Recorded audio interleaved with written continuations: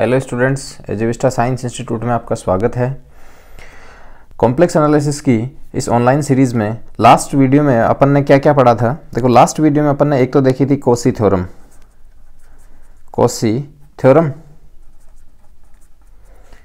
ठीक है, अब कॉची थ्योरम क्या होती है। देखो, कॉची थ्योरम में कोई एक फंक्शन है एफ जेड जो कि एनालिटिक है किसी एक से संबद्ध प्रदेश जी में। किसी एक से संबद्ध प्रदेश, ये मान लो कोई एक से संबद्ध प्रदेश जी है, इसमें एक एफ जेड फंक्शन है, वो एनालिटिक है।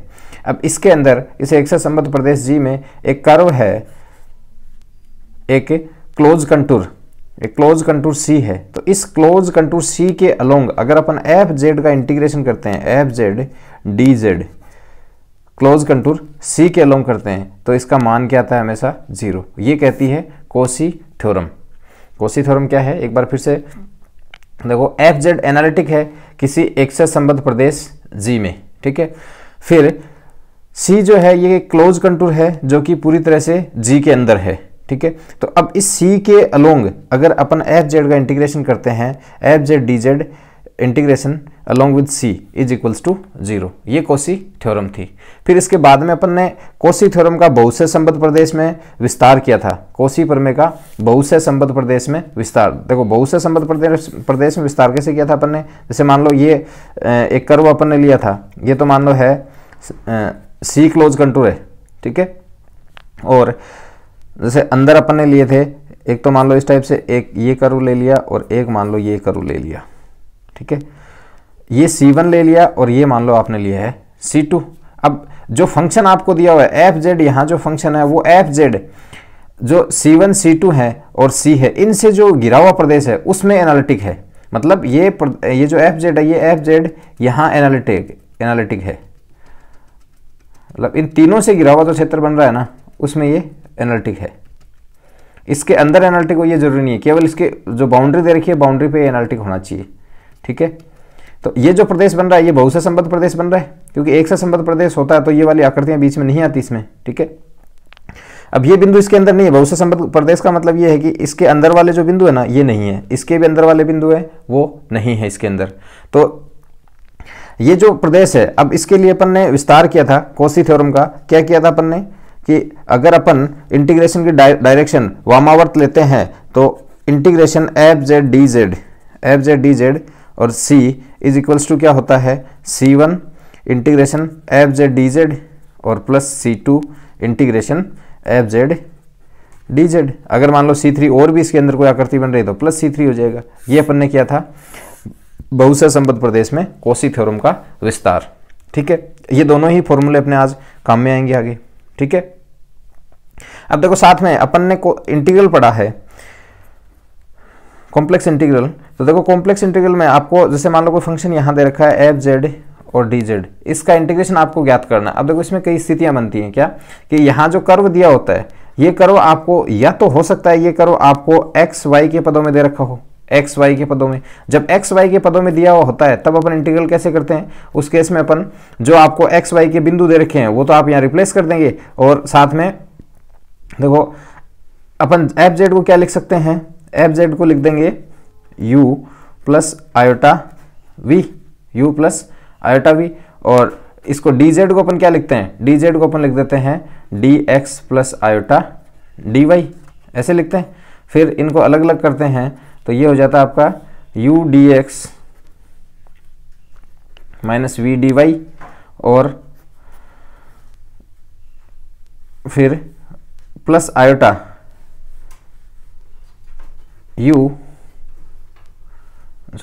Plus iota V D Y plus iota V D X, और ये हो जाएगा आपका प्लस आयोटा को इसमें कॉमन कर लें और u डी वाई। इस प्रकार से अपन इसको सोल्व कर लेते हैं। एक तो ये तरीका अपने पास में है, ठीक है।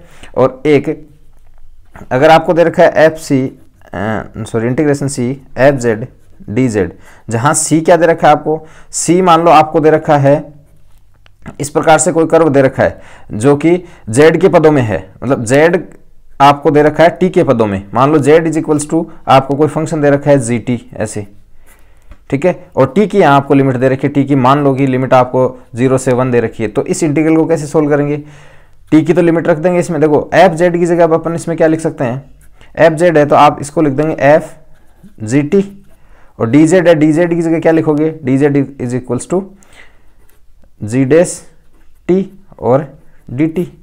तो यहाँ आ जाएगा जी डेस टी और डी टी, और लिमिट अब देखो टी में आ गया, इंटीग्रेशन टी में आ गया, तो अब इसकी लिमिट रख देंगे अपन 0 to 1, ठीक है।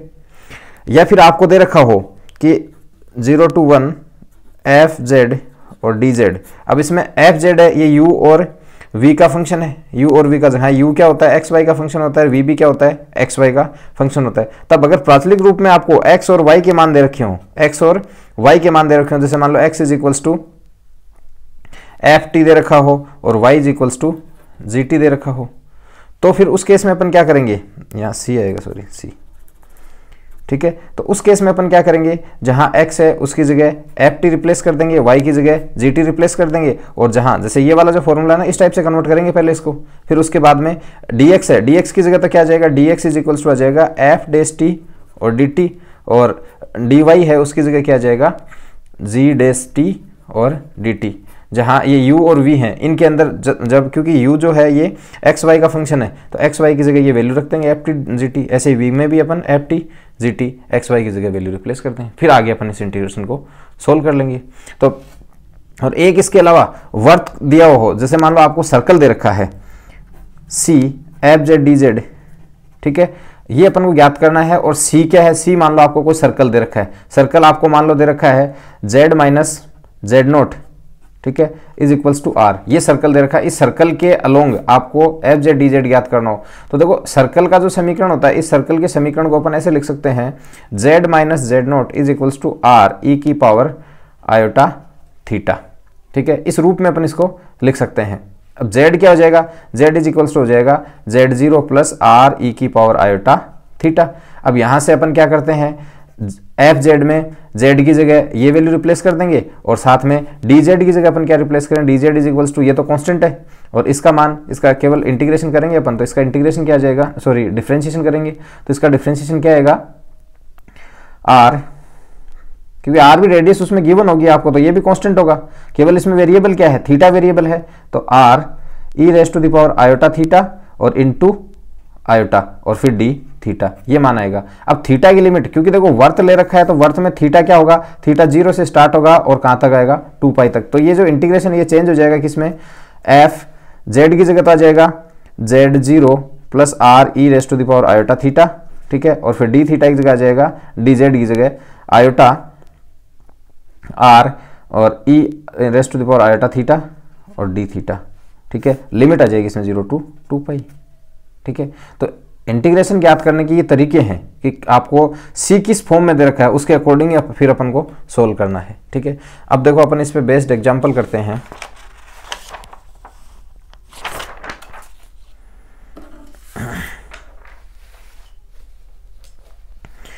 हाँ, पहला एग्जांपल अपन लेते हैं,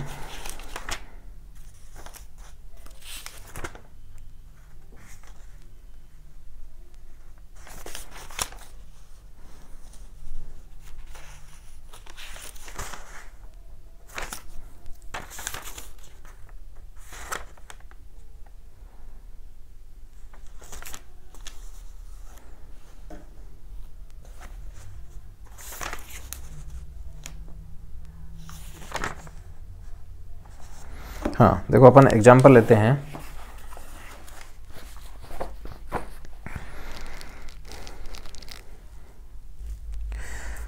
एग्जांपल है,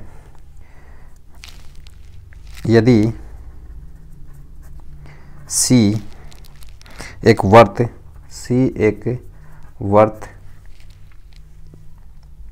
Z minus 1 mod is equals to 2 हो तो फलन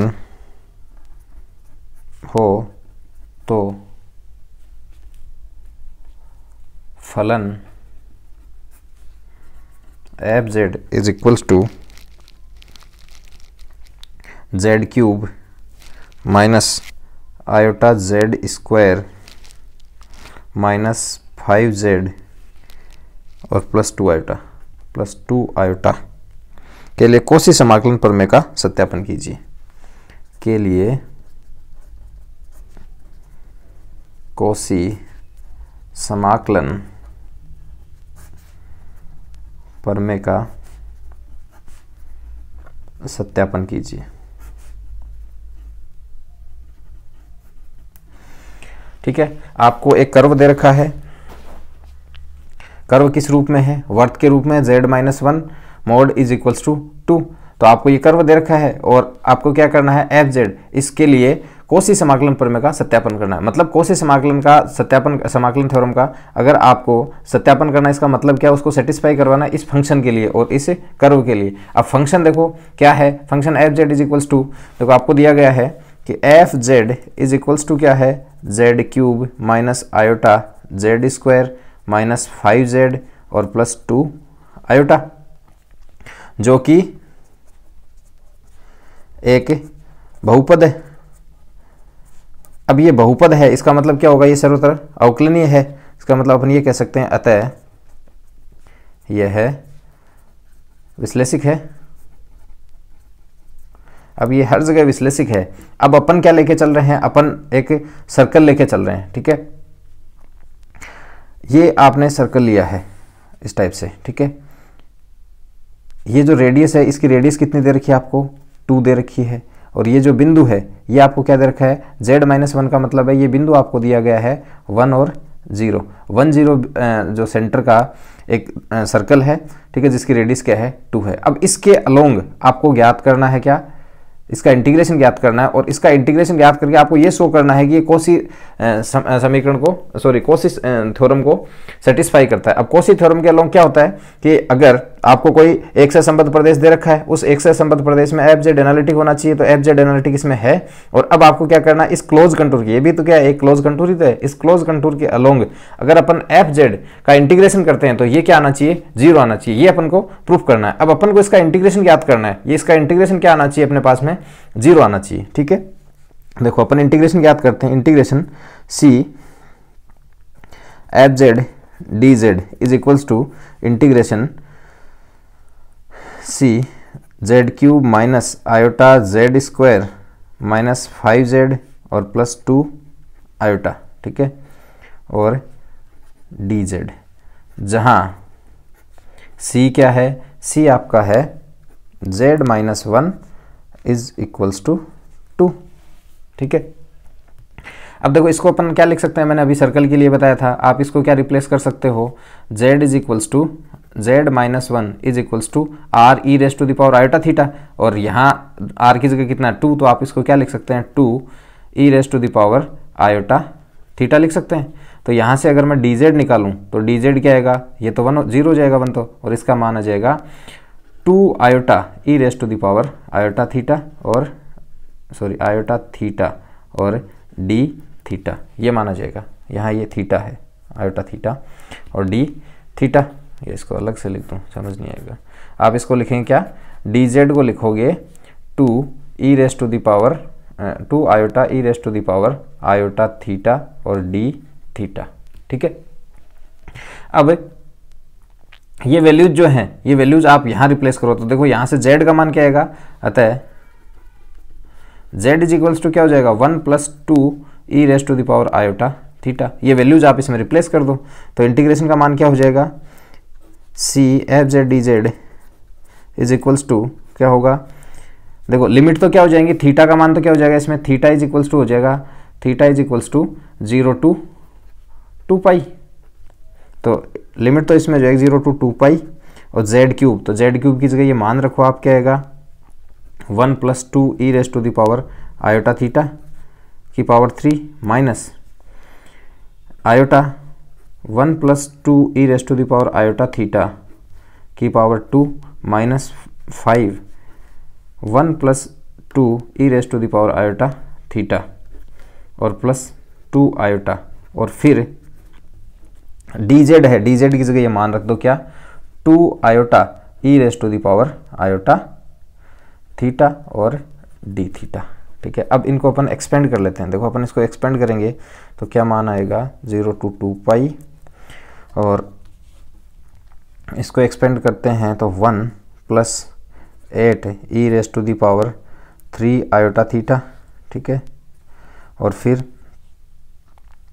plus 3 into 2 6 E raise to the power iota theta, और फिर आ जाएगा आपका 3 इंटू 4 तो 12 E raise to the power 2 iota theta. ये तो इसको खोलेंगे तो आएगा, फिर माइनस ये आएगा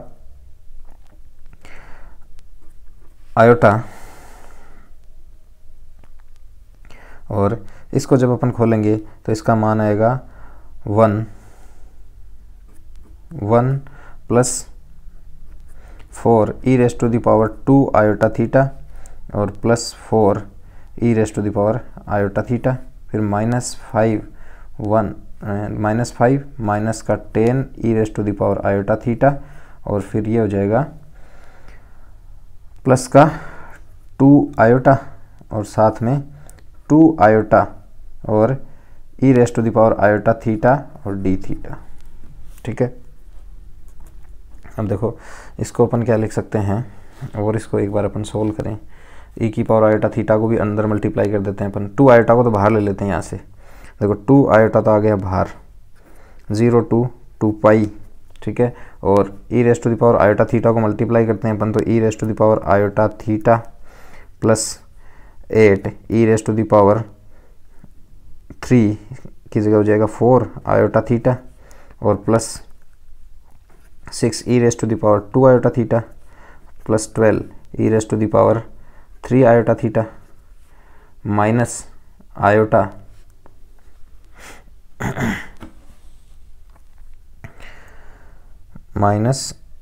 आयोटा और ये हो जाएगा आपका minus iota E raise to the power iota theta और minus iota 4 E raise to the power 3 iota theta और प्लस माइनस आयोटा 4 आयोटा और E raise to the power 2 iota theta minus 5 E raise to the power iota theta, ठीक है, और फिर ये है -10 E raise to the power 2 iota theta, ठीक है, और प्लस 2 आयोटा और E raise to the power iota theta और फिर डी थीटा। ये मान अपने पास में आएगा। अब इसको और सोल्व करते हैं अपन। देखो 2 आयोटा तो बाहर है, 0 to 2 पाई। अब E raise to the power 4 iota theta के पदों को एक जगह ले लेते हैं, केवल एक ही पद है, तो ये तो हो जाएगा 8 E raise to the power 4 iota theta, ठीक है। फिर उसके बाद में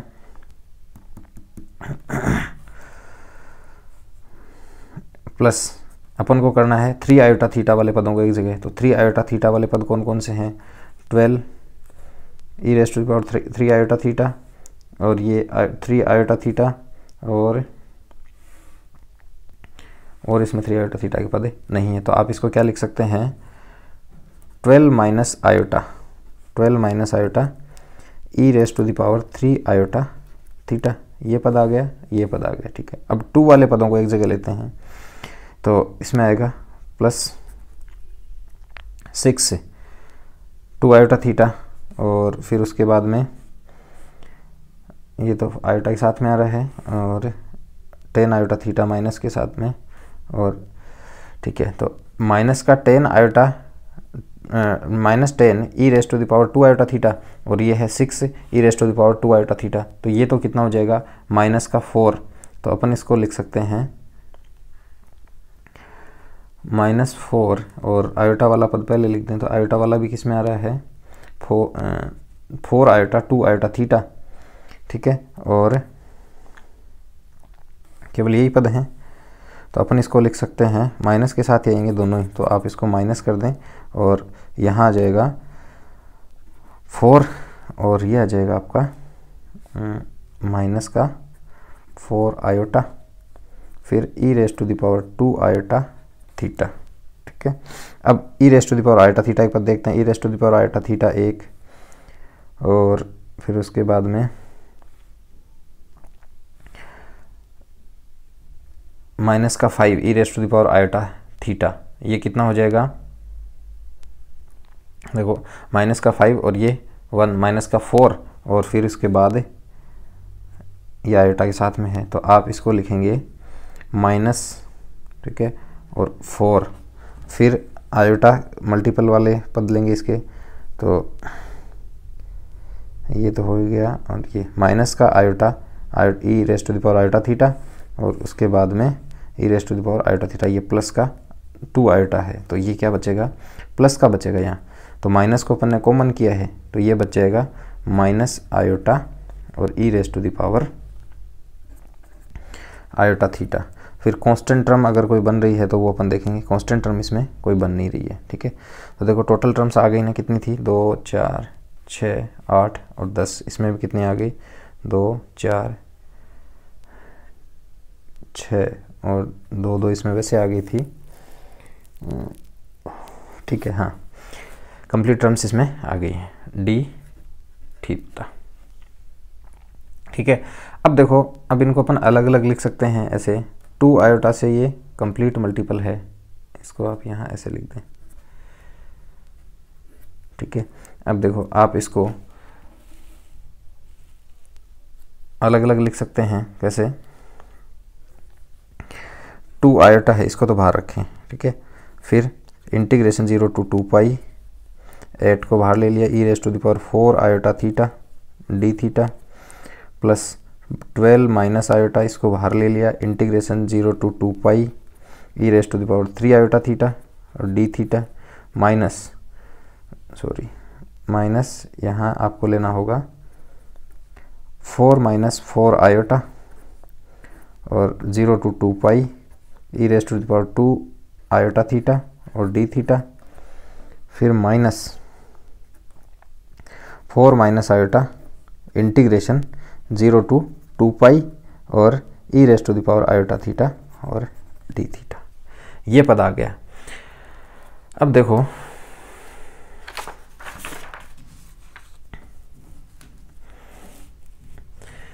हम जानते हैं, चूंकि 0 to 2 pi E raise to the power K iota theta D theta, ये हमेशा 0 होता है। कैसे होता है, देखो इसको सोल्व करके देख लेते हैं, इज इक्वल्स टू, देखो इसको अपन क्या लिख सकते हैं, 0 to 2 पाई, आप इसको लिख सकते हैं cos K theta plus iota sine K theta, लिख सकते हैं ना से, फिर D theta, this is equals to 0 to 2 pi, sorry इसका इंटीग्रेशन ही कर देते हैं अपन, अब इसका इंटीग्रेशन अपन करेंगे तो देखो इसका तो क्या हो जाएगा, कोस का तो हो जाएगा साइन के थीटा अपॉन के, और ये हो जाएगा माइनस आयोटा कोस के थीटा अपॉन के। अब इसमें आप लिमिट रिप्लेस करो 0 से 2 पाई, देखो 0 से 2 पाई करेंगे तो साइन 2 पाई भी 0 होता है और कोस साइन 2 पाई भी 0 होगा, या साइन 2 के पाई अपन निकालें तो साइन 2 के पाई क्या आएगा, 0 आएगा, और साइन 0 रखेंगे तो भी 0, मतलब लोअर लिमिट और अपर लिमिट पे ये पद क्या हो जाएगा, 0 हो जाएगा। और जब इस पे अप्लाई करते हैं तो देखो इस पे अप्लाई करते हैं अपन, देखो 2 पाई पूरे पे एक बार अप्लाई करके देख लो क्या आएगा, देखो साइन 2 के पाई अपॉन के माइनस आयोटा कोस 2 के पाई अपॉन के, फिर लोअर लिमिट लेंगे माइनस साइन 0 अपॉन के और माइनस माइनस प्लस हो जाएगा और आयोटा कोस 0 अपॉन के। अब अपन को पता है ये तो होता है 0, ठीक है, और ये होता है माइनस, देखो 2 के पाई, अब 2 के पाई पर कोस का मान हमेशा कितना होता है, 1 आएगा, तो माइनस 1 अपॉन के, ठीक है, और फिर आयोटा है ही साथ में, और फिर इसके बाद में ये वापस 0 हो जाएगा क्योंकि साइन 0 0 होता है और कोस 0 का मान कितना होता है 1, तो प्लस का आयोटा अपॉन के, कट गया, कितना आया 0।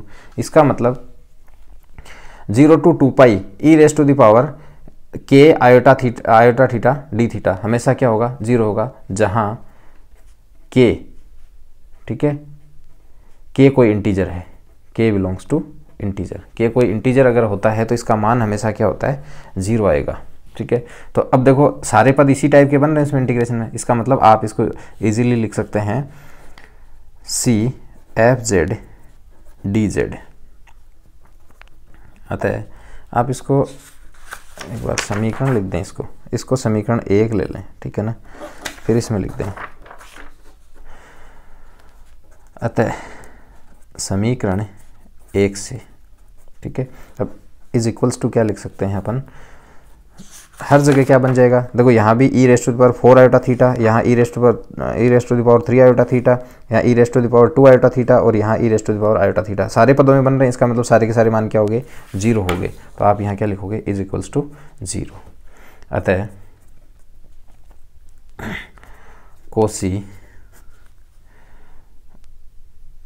कोसी प्रमेय सत्यापित होती है। ये तो अपन को सिद्ध करना था कि इसका जो इंटीग्रेशन आएगा वो इंटीग्रेशन क्या आना चाहिए, 0 आना चाहिए, ठीक है। अब देखो नेक्स्ट एग्जांपल अपन लेते हैं। इसके लिए आपको कोसी इंटीग्रल थ्योरम है उसको प्रूफ करना है, ठीक है। देखो प्रूफ करते हैं अपन इसको। हाँ देखो आपको क्या दिया गया है, फलन दिया गया है F Z is equals to 5 sine 2z, जो कि z के मानों के लिए क्या है, कंटिन्यूस फंक्शन है और डिफरेंशिएबल भी ये है, ठीक है। डिफरेंशिएबल इसका मतलब आप यहाँ ये कह सकते हैं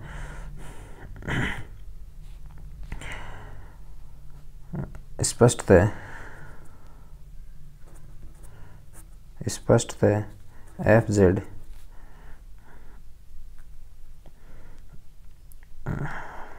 विश्लेषिक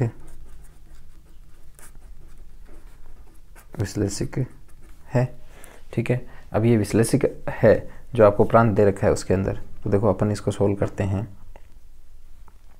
अब देखो आपको क्षेत्र क्या दे रखा है, आपको क्षेत्र दिया गया है जो सी जो है, सी आपको दे रखा है किस रूप में, एक वर्ग के रूप में दे रखा है। और वर्ग के शीर्ष क्या हैं, चूंकि सी एक वर्ग है जिसके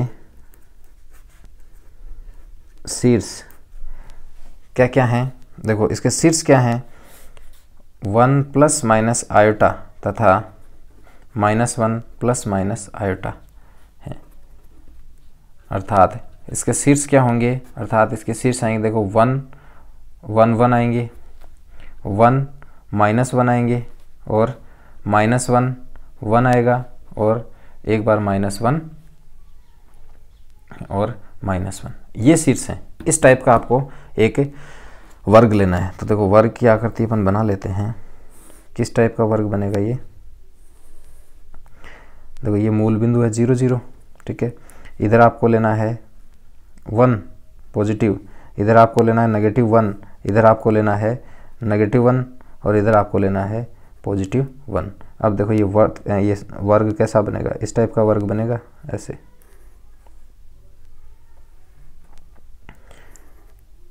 ये वर्ग बनेगा, ठीक है।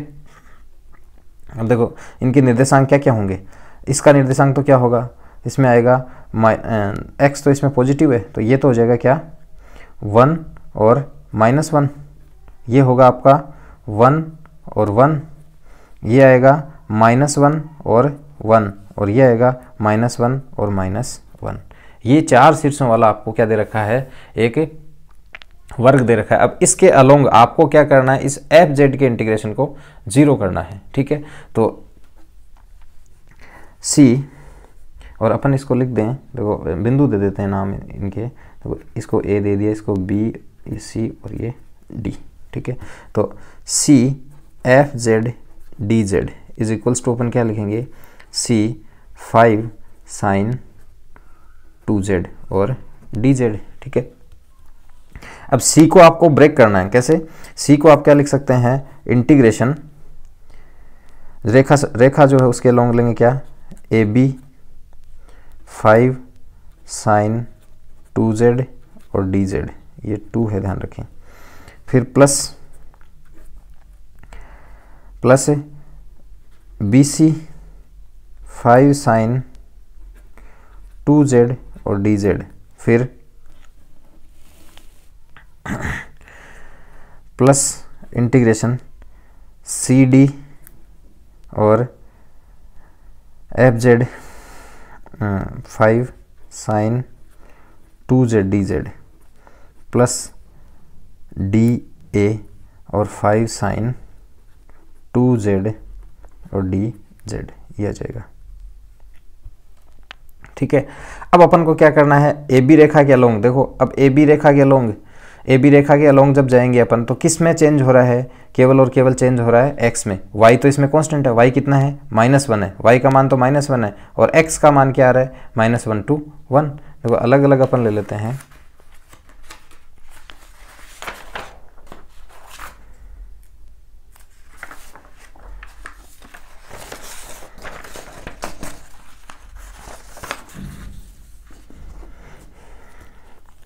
देखो फर्स्ट रेखा ए बी के अनुदिश, रेखा ए बी के अनुदिश क्या होगा, y तो होगा आपका फिक्स कितना -1, ठीक है, और x इसमें वेरी कर रहा है तो z का मान क्या आएगा, इसमें z का मान आएगा, x तो वेरी कर ही रहा है तो x से और माइनस आयोटा, क्योंकि z क्या होता है x प्लस आयोटा y, ठीक है, तो और यहाँ क्या है y का मान -1 है तो x माइनस आयोटा, तो देखो यहाँ से dz का मान क्या हो जाएगा, this implies dz is equals to dx, और x की लिमिट क्या होगी, x इसमें होगा -1 to 1, -1 to 1 हो जाएगा। ऐसे ही सेकंड है रेखा BC के अनुदिश, BC के अनुदिश, तो BC के अनुदिश, BC ये वाली रेखा है, BC के अनुदिश किसकी वैल्यू वेरी कर रही है, केवल y की वैल्यू वेरी कर रही है और x इसमें कांस्टेंट है, x क्या है इसमें 1, तो यहाँ क्या आएगा x इज इक्वल्स टू 1 और z इज इक्वल्स टू क्या हो जाएगा 1 प्लस आयोटा y और dz, दिस इंप्लाइज dz क्या होगा आपका आयोटा dy होगा, और y की वैल्यू क्या होंगी, y की वैल्यू इसमें -1 to 1, ठीक है। थर्ड रेखा CD के अनुदिश, CD के अनुदिश क्या होगा, देखो केवल x वेरी कर रहा है, y वेरी इसमें नहीं कर रहा है, y का मान कितना है इसमें 1 है, तो y तो इसमें फिक्स रहेगा 1 और z का मान क्या हो जाएगा x और प्लस आयोटा, क्योंकि y का मान 1 है तो आयोटा y 1 हो गया। This implies dz is equals to क्या हो गया dx, और इसमें x वेरी कर रहा है तो x की लिमिट क्या आ गई, x की लिमिट 1 से लेके -1, 1 -1 to, ये लिखें अपन 1 to -1, ठीक है। और फोर्थ है रेखा DA के अनुदिश, क्योंकि यहाँ क्लोज कंटूर कब बनेगा, जब आप A से B, B से C, C से D और D से A आएंगे तब ये क्लोज कंटूर बनेगा। ऐसे नहीं कि A से B लिया उसकी जगह B से A भी ले लें, ऐसे नहीं होगा, A से B लेना है, B से C, C से D, D से A, तो क्या हो जाएगा एक क्लोज कंटूर बन जाएगा। इस क्लोज कंटूर के अलोंग आपको क्या करना है, इसका इंटीग्रेशन 0 दिखाना है। तो इसमें देखो अब इस रेखा में y वेरी कर रहा है, x कांस्टेंट है तो x का मान कितना है इसमें -1 और z का मान कितना हो जाएगा -1 plus iota y, this implies dz is equals to क्या होगा आयोटा dy, और इसमें y वेरी करेगा कहाँ से कहाँ तक 1 से -1 तक, ठीक है। अब इस इंटीग्रेशन को आपको सोल्व करना है, तो देखो इंटीग्रेशन अपन लिखें, integration c f(z) dz is equals to क्या आएगा, देखो फर्स्ट इंटीग्रेशन में 5 को तो बाहर ले लेते हैं, ठीक है। अब लिमिट क्या है -1 to 1, -1 to 1 और साइन 2z, तो साइन 2z, z की जगह इसमें कितना आएगा x माइनस आयोटा, तो साइन 2 और x माइनस आयोटा और dz की जगह आएगा dx, ठीक है। फिर प्लस 5 इसमें भी बाहर आ जाएगा। अब BC के अलोंग ले रहे हैं तो BC के अलोंग देखो लिमिट तो क्या हो जाएगी -1 to 1 और z की जगह क्या आ रहा है इसमें साइन 2, z की जगह आ जाएगा 1 प्लस आयोटा y और dz की जगह आ जाएगा आयोटा dy, ठीक है। फिर 5, इसमें लिमिट क्या आएगी 1 to -1 और 5 बाहर ले लिया sin 2 और 1 की इसमें z की जगह क्या आ जाएगा, z की जगह आएगा x प्लस आयोटा, ठीक है, और dz की जगह dx आएगा। फिर प्लस इंटीग्रेशन, इसमें लिमिट रहेगी 1 to -1 और 5 बाहर ले लें अपन और sin 2 और z की जगह इसमें आ जाएगा -1 प्लस आयोटा y और dx की जगह इसमें dz की जगह क्या आ जाएगा आयोटा dy, तो आयोटा dy, ठीक है। ये अपन को सोल्व करना है।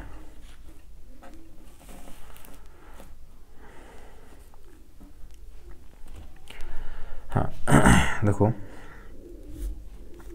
दिस इज इक्वल्स टू, इसके मान अपन निकाल लें। इसके मान क्या आएंगे,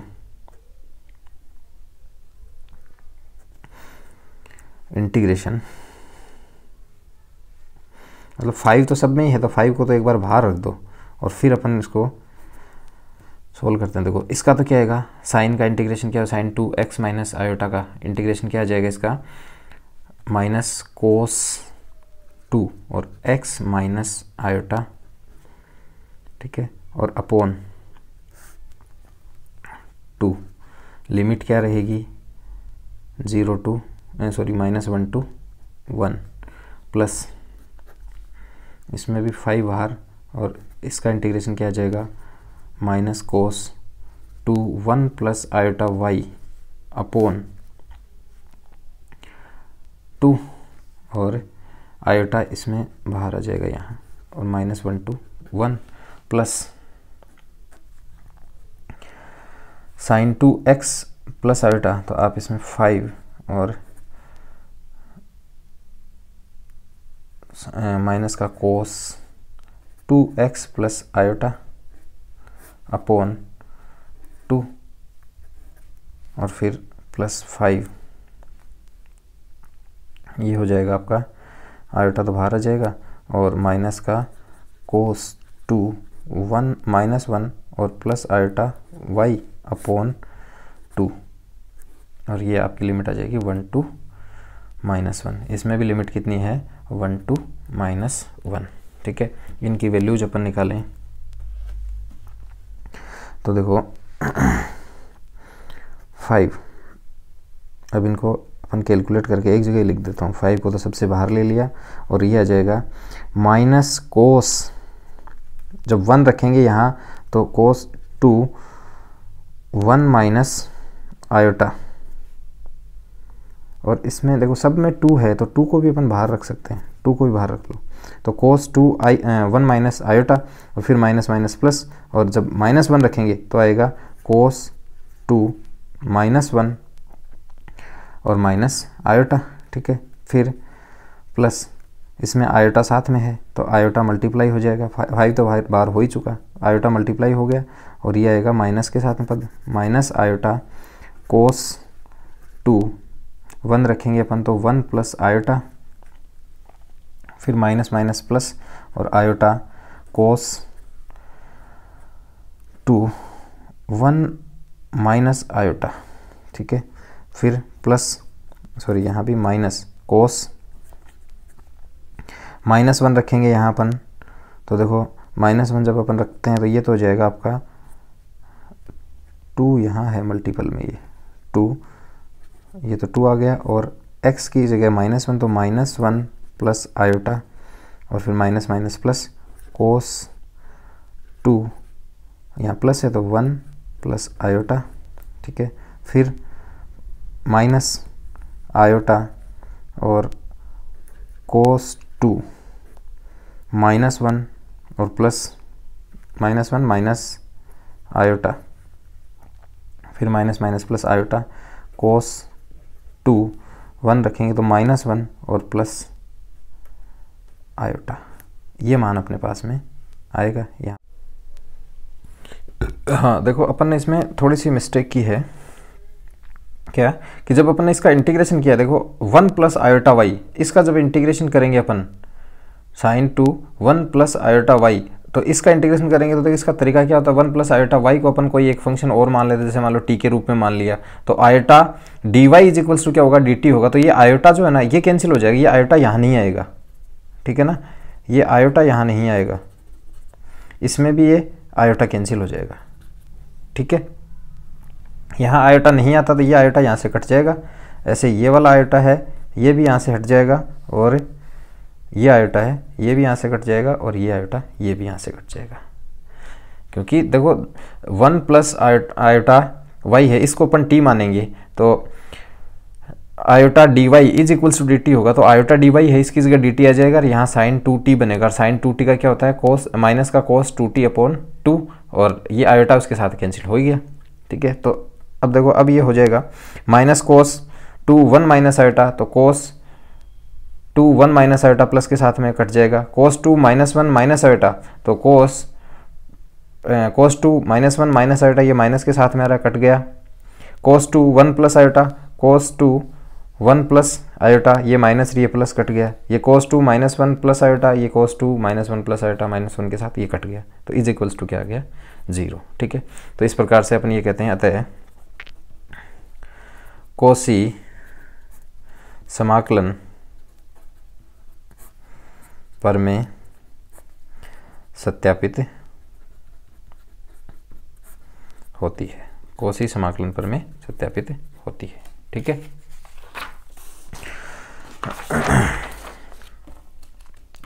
हाँ अब देखो नेक्स्ट एग्जाम्पल अपन करते हैं।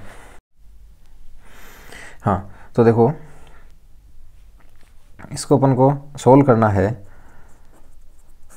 इंटीग्रेशन आपको ज्ञात करना क्या, सी एक्स प्लस 2y और D X plus Y minus 2y और dy, ये इंटीग्रेशन आपको सोल्व करना है। अब आपको क्या दे रखा है, आपको ये जो c है ना, c दिया गया है दीर्घवृत्त के रूप में, जहाँ दीर्घवृत्त x is equals to 4 cos theta y 3 sin theta, और थीटा का मान इसमें 0 से 2 पाई के बीच में। इसका मतलब आप ये कह सकते हैं यहाँ x और y किस रूप में आपको प्राचलिक रूप में दे रखे हैं, प्राचलिक रूप में दे रखे हैं। जब प्राचलिक रूप में होते हैं तो अपन क्या करते हैं, जहाँ x होता है वहाँ जो मान आपको दे रखा है फंक्शन का वो फंक्शन रख देंगे, y की जगह y का फंक्शन रख देंगे, और उसके बाद में dx और dy निकाल लेंगे। तो देखो चूंकि x इज इक्वल्स टू क्या है 4 cos थीटा, ठीक है, तो dx इज इक्वल्स टू क्या आएगा, dx इज इक्वल्स टू हो जाएगा -4 sin थीटा और d theta, y is equals to क्या है 3 sin theta, this implies dy is equals to क्या हो जाएगा 3 cos थीटा और d थीटा। ये वैल्यूज आप इस इंटीग्रेशन में रख दो और वैल्यू निकाल लो, तो क्या आएगा इंटीग्रेशन। अब देखो थीटा की लिमिट तो कितनी दे रखी है आपको, 0 से 2 पाई, तो थीटा हो जाएगा आपका 0 से 2 पाई, 0 से 2 पाई, और x की जगह वैल्यू रखो, x की जगह तो आ जाएगा 4 cos थीटा, और y की जगह आ जाएगा 3 sin थीटा, तो 6 sin थीटा और d theta plus sorry dx की जगह आएगा, dx की जगह आएगा -4 sin थीटा और d थीटा, प्लस y की जगह मान रखो तो 3 sin theta minus sorry y नहीं है ये क्या है आपका y माइनस 2x, सॉरी ये x है, तो y की जगह मान आ गया, फिर माइनस का 2x, तो माइनस का 2x अगर अपन रखेंगे तो ये हो जाएगा 8 cos x, फिर dy की जगह जाएगा 3 cos थीटा और d थीटा। देखो इसको अपन लिख देते हैं 0 से 2 पाई, मल्टीप्लाई करके अपन लिखते हैं तो माइनस का 16 साइन थीटा, सॉरी हाँ ये मल्टीप्लाई हो जाएगा तो -16 साइन थीटा और cos थीटा, और फिर ये हो जाएगा 24 साइन स्क्वायर थीटा माइनस के साथ में, और फिर प्लस ये हो जाएगा 3399 साइन थीटा और कोस थीटा, और ये हो जाएगा फिर आपका -24 कोस स्क्वायर थीटा और डी थीटा, ठीक है। अब देखो इसको लिख सकते हैं अपन 0 से 2 पाई, तो -16 साइन कोस थीटा, ये है 9 साइन कोस थीटा। तो आप इसको क्या लिख सकते हैं, -16 और +9, तो ये हो जाएगा आपका -7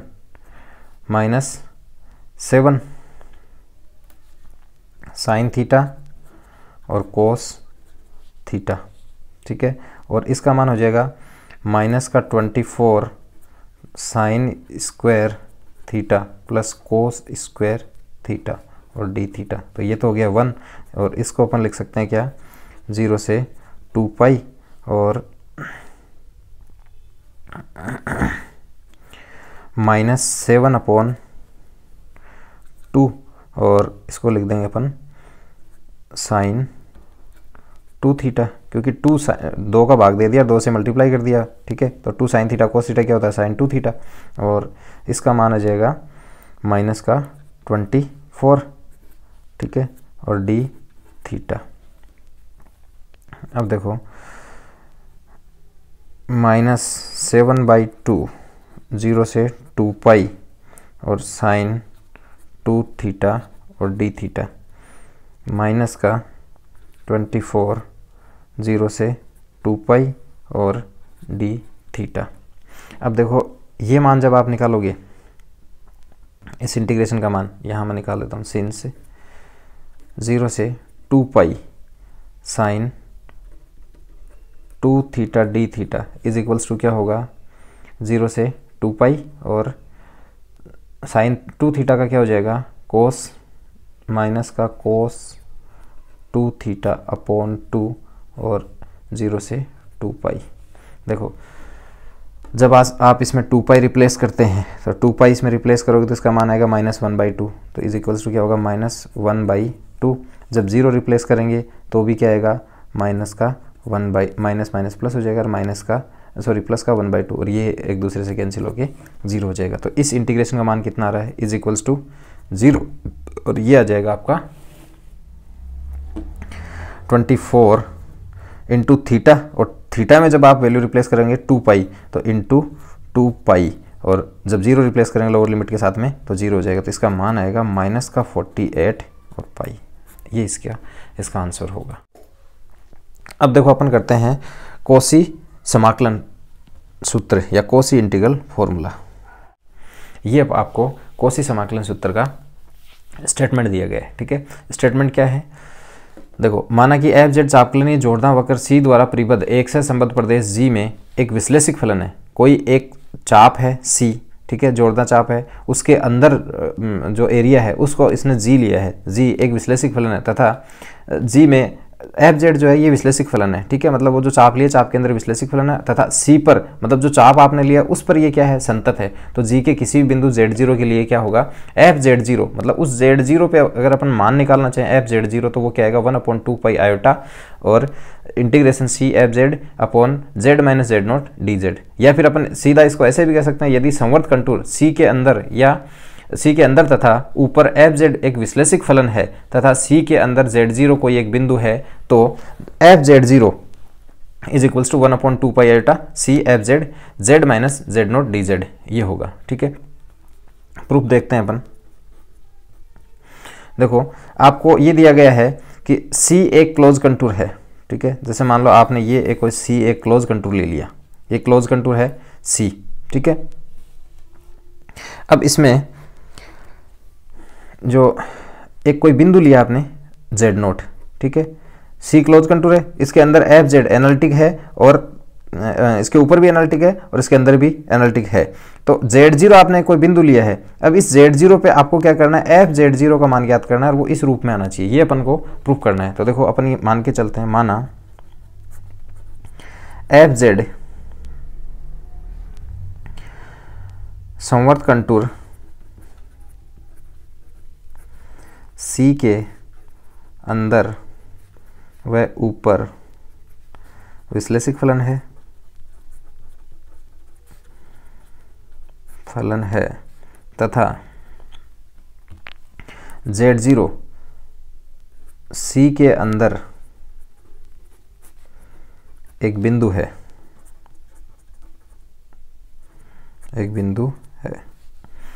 अब माना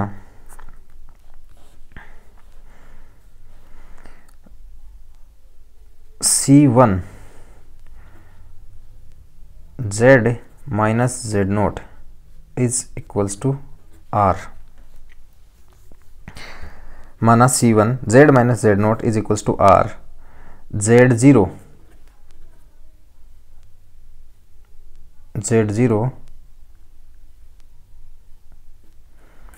को केंद्र लेकर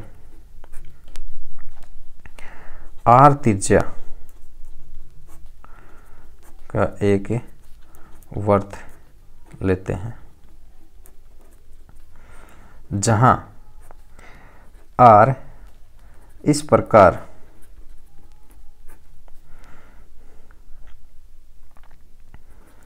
चयन, जहां R का इस प्रकार चयन किया जाता है कि यह वृत्त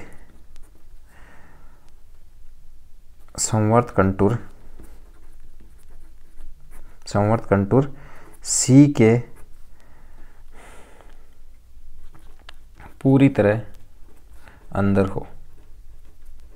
मतलब अपन ये कह रहे हैं कि ये जो Z0 लिया ना, इस Z0 के अराउंड अपन एक सर्कल ले रहे हैं, और वो सर्कल आपको किस टाइप से लेना है, उस सर्कल की जो रेडियस है ना वो इस टाइप से लेनी है कि ये जो सर्कल बनता है C, ये जो सर्कल C1 बनेगा, ये सर्कल C1 इसके अंदर ही आना चाहिए, इससे बाहर नहीं जाना चाहिए, ना इसको इंटरसेक्ट करे, पूरी तरह से इसके अंदर होना चाहिए। ठीक है, ये अपन ने इस टाइप से चूज किया है। अब देखो जो फंक्शन आपने fz लिया था, ये fz इस पूरे प्रदेश के अंदर क्या है, एनालिटिक है, पूरे प्रदेश के अंदर एनालिटिक है। इसका मतलब अपन ये कह सकते हैं, देखो अगर ये बीच वाला अंदर वाला एरिया अपन छोड़ दें, ठीक है, एक अपन फंक्शन लेके चलते हैं पहले। देखो हाँ, माना gz एक फंक्शन अपन लेते हैं, माना gz इज इक्वल्स टू क्या होगा, fz upon z minus z note.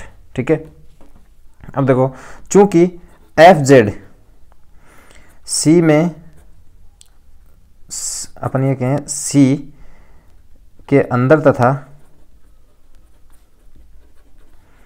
ऊपर विश्लेषिक है, अतः gz भी C के अंदर तथा ऊपर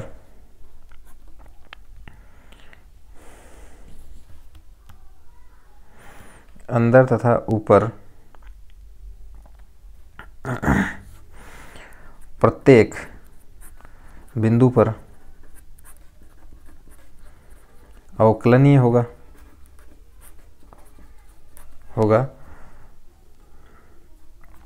बिंदु Z0 को छोड़कर, के अंदर तथा ऊपर बिंदु Z0 को छोड़कर, यहाँ ये लिखें, यहाँ लिखते हैं बिंदु Z0 को छोड़कर, क्योंकि देखो Z0 पर तो ये डिफाइन ही नहीं होगा, क्योंकि Z is equals to Z0 यहाँ करते हैं, तो Z0 पे तो ये क्या डिफाइन नहीं है, इसका मतलब ये डिफरेंशिएबल नहीं होगा इस पे, इसका मतलब इस पे डिफरेंशियल नहीं है, इसका मतलब Z0 पे डिफरेंशिएबल नहीं है, तो Z0 पे डिफरेंशिएबल नहीं है।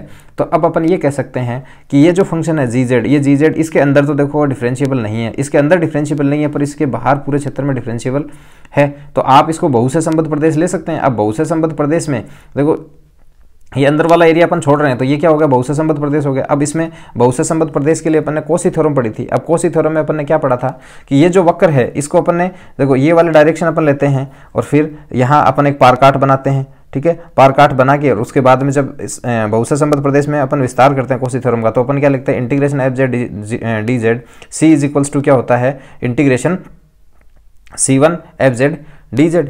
ठीक है, तो अब अपन यहाँ लिखें, अतः कॉसी या ये कहें बहुशः संबद्ध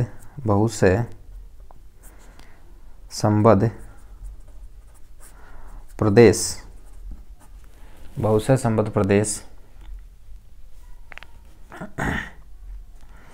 के लिए कॉसी प्रमेय से क्या लिखेंगे अपन, integration gz dz c is equals to integration gz और dz(c1), जहां दोनों समाकलों की दिशा वामावर्त है, क्योंकि वामावर्त लेते हैं इसमें, वामावर्त है, ठीक है। या फिर अपन इसको ये लिख सकते हैं, integration C F Z D z upon Z minus Z note is equals to integration C1 f z upon Z minus Z nought और डी जेड, ये लिख सकते हैं। अब देखो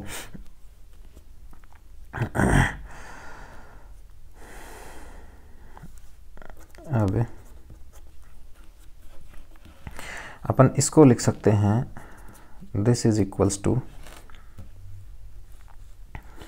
C1 f z plus f z nought minus f z nought upon Z minus Z nought, मतलब f z nought इसमें जोड़ा है, एफ जेड नोट इसमें घटा है। एफ जेड नोट डिफाइन है, इन्फिनिटी वैल्यू है नहीं, क्योंकि एफ जेड क्या था, एफ जेड तो उस पूरे प्रांत में ही विश्लेषिक है, इसका मतलब जेड नोट पे भी वो क्या है, डिफाइन है, ठीक है। तो एफ जेड नोट इसमें जोड़ दिया, एफ जेड नोट इसमें से घटा दिया, ठीक है, डी जेड। इसको अपन क्या लिख सकते हैं, दिस इज इक्वल्स टू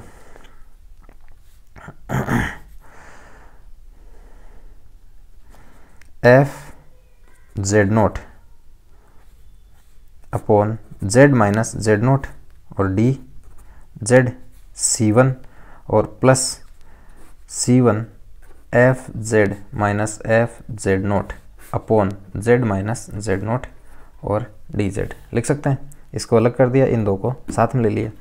अब देखो ये वाला इंटीग्रेशन अपन कैलकुलेट कर लें। देखो अब इसको आप इक्वेशन नंबर ले लें 1। अब integration C1 f z nought upon Z minus Z nought और डी जेड, ये आपको कैलकुलेट करना है। मान लो इसको अपन ले रहे हैं इंटीग्रेशन 1, ठीक है। जहाँ C क्या है, देखो C1 क्या था, C1 यहाँ था z minus Z note is equals to r, यही था, इज इक्वल्स टू आर। अब इस टाइप की कंडीशन बनती है तो अपन क्या करते हैं, इस जो वर्त का समीकरण है इसको अपन E raise to the power iota theta के रूप में लिखते हैं। क्या लिखते हैं, Z minus Z note is equals to R E raise to the power iota theta लिख सकते हैं, जहाँ थीटा क्या होता है, थीटा आपका 0 से लेके 2 पाई के बीच में लाई करता है। अब इससे देखो अपन जो z माइनस जेड नोट इसकी जगह तो ये लिख देंगे, और डी जेड की जगह अपन क्या लिखेंगे, डी जेड, जेड नोट तो क्या फिक्स पॉइंट है, तो d Z is equals to क्या आ जाएगा, r iota E raise to the power iota theta और डी थीटा। ये आप इसमें रिप्लेस करके वैल्यू निकालें तो क्या आएगा, इंटीग्रेशन 0 से 2 पाई, और एफ जेड नोट तो क्या है, एक फिक्स पॉइंट है, तो ये तो कांस्टेंट हो गया, ये तो बाहर आ गया एफ जेड नोट, और इसकी वैल्यू आप रिप्लेस करेंगे तो डी जेड की जगह तो आएगा R iota E raise to the power iota theta और D theta upon Z minus Z naught की जगह आ जाएगा R E raise to the power iota theta, ठीक है। R E raise to the power iota theta से पद cut जाएगा, इसका मान आएगा एफ जेड 0 से 2 पाई, केवल आएगा यहाँ आयोटा और डी थीटा, ठीक है। अब एक minute, r E raise to the power iota theta, ठीक है, आयोटा थीटा से आयोटा थीटा कैंसिल हो गया, आर भी कैंसिल हो गया, यहाँ केवल थीटा आएगा, तो यहाँ आ गया थीटा इज इक्वल्स टू आएगा 2 पाई और आयोटा एफ जेड नोट, ये आएगा। क्योंकि जब आप लिमिट इसमें रिप्लेस करेंगे, क्योंकि इसका मान आएगा आयोटा थीटा, और फिर लिमिट करेंगे तो 2 पाई आयोटा, और जब 0 करेंगे तो 0 हो जाएगा, तो 2 पाई आयोटा एफ थीटा, एक तो ये मान आ गया, ठीक है। अब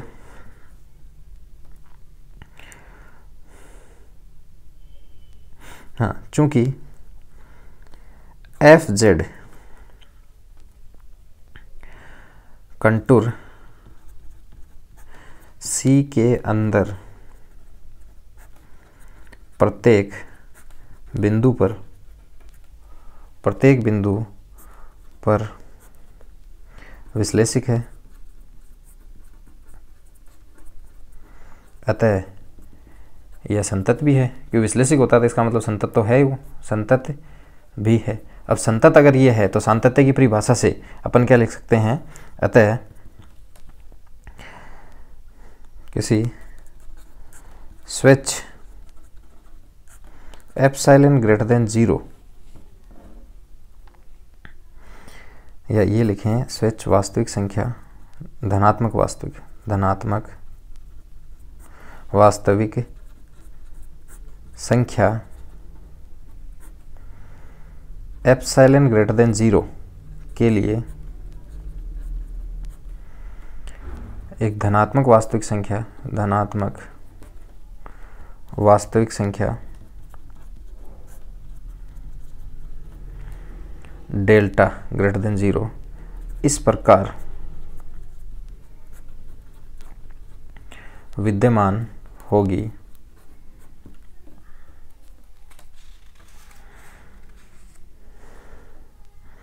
देखो C के अंदर प्रत्येक बिंदु पर यह विश्लेषिक है, अतः यह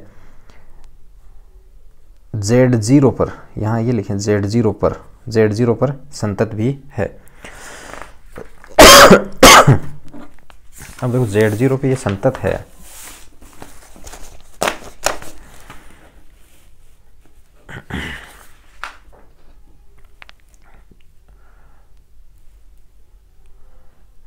ठीक है। अब देखो ये Z0 पे संतत है, तो अपन ये जो इसकी डेल्टा डेफिनेशन होती है वो एप्सिलॉन डेल्टा डेफिनेशन वो अपन लगाते हैं। तो आप इसको लिखते हैं F z minus f z note is less then epsilon, जबकि z minus Z note is less then delta, ये कहते हैं, ठीक है। अब देखो जो आपने r चूज किया है वो r इस प्रकार से अपन चूज कर सकते। देखो चूंकि r का चयन हम स्वेच्छा से इस प्रकार कर सकते हैं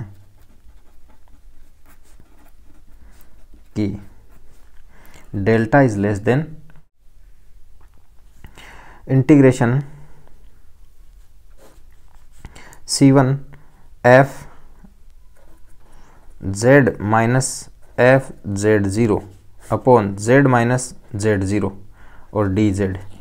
अब इसका मॉडुलस अपन लेते हैं। देखो इसका मॉडुलस क्या आएगा, is equals to integration C1, ये लेस देन इक्वल आएगा, less than equal integration C1 और f Z1 minus f Z0 upon z minus Z nought और dz, ठीक है, जिसको अपन लिख सकते हैं is equals to C1 integration f Z1, sorry f Z1 नहीं है, यहाँ z ही है, F z minus f Z0 modulus upon z minus Z nought mod और dz, ऐसे कर सकते हैं। अब देखो is less than equal C1, ये तो किससे लेस देन है, F z minus f z note epsilon से, तो यहाँ तो अपन लिख देंगे एप्सिलॉन। और ये वाली वैल्यू, अब देखो ये since z minus Z note क्या था, mode is less then delta था, तो ये डेल्टा आपने इस टाइप से चूज किया कि डेल्टा लेस देन किससे, r से, तो इससे भी बड़ी वैल्यू रख रहे हैं अपन, सॉरी अपन इससे डेल्टा को अपन इस टाइप से अपन चूज करें क्योंकि अपन को इससे छोटी वैल्यू यहाँ रखेंगे तब ये बड़ा मान होगा। तो डेल्टा को आपको r को क्या करना है, r को चूज करना है डेल्टा से छोटा, r को डेल्टा से छोटा, ये अपन ने उल्टा ले लिया, यहाँ आपको लेना है r जो है वो डेल्टा से छोटा होना चाहिए, मतलब r को आप चाहे जितना छोटा ले सकते हैं, तो r को आप डेल्टा से छोटा लें, r को आप डेल्टा से छोटा लेंगे तो देखो अब डेल्टा से since r is less then delta, तो इस डेल्टा से भी अपन छोटी वैल्यू यहाँ रिप्लेस कर रहे हैं, तो आप यहाँ लिख सकते हो क्या, r और मोड dz, ठीक है, r मोड dz, ठीक है। अब इस मोड dz का मान क्या आएगा, इसको देखो ये भी अब कांस्टेंट है, ये भी कांस्टेंट है, इनको तो बाहर ले लेता हूँ मैं, तो इसका मान आ जाएगा epsilon upon r integration C1 mode dz। अब देखो मोड dz अपन ने ज्ञात किया था, तो शुरू में जब इंटीग्रेशन किया था तो सिंस कोई भी आपको कर्व दे रखा है C1 और mod dz is equals to हमेशा होती है चाप या जो भी वक्र आपको दे रखा है वक्र C1 की लंबाई। अब वक्र C1 की लंबाई क्या है यहाँ तो क्या है वक्र C1 वर्ती तो है, तो वर्त की लंबाई क्या आएगी जिसकी रेडियस क्या है r है, तो उसके परिधि की लंबाई जो उसके चाप की उसकी परिधि की जो लंबाई है वही उस वक्र की लंबाई होगी, तो परिधि की लंबाई क्या आती है 2πr। तो आप इसको क्या लिखेंगे एप्सिलॉन अपॉन r, और इसको अपन लिख सकते हैं 2πr, r से r कैंसिल हो गया तो ये लिखा जाएगा इज इक्वल्स टू 2π एप्सिलॉन। तो आप यहाँ से ये लिख सकते हैं अतः C1 fz minus fz note upon z minus z naught dz is less than equal 2π epsilon. ठीक है, अब देखो चूंकि आप ऐसे भी कह सकते हैं कि एप्सिलॉन को अपन चाहे जितना छोटा ले सकते हैं। ठीक है, ये मान वैसे वहाँ भी रख सकते हैं। देखो यहाँ से ये वैल्यू रिप्लेस कर दें एक बार, तो समीकरण नंबर आप इसको 3 माने, और देखो जो 2 नंबर इक्वेशन ली थी अपन ने, अब इसको 2 ले लें, ये 2, तो अपन लिखेंगे समीकरण 1, 2 व 3 से।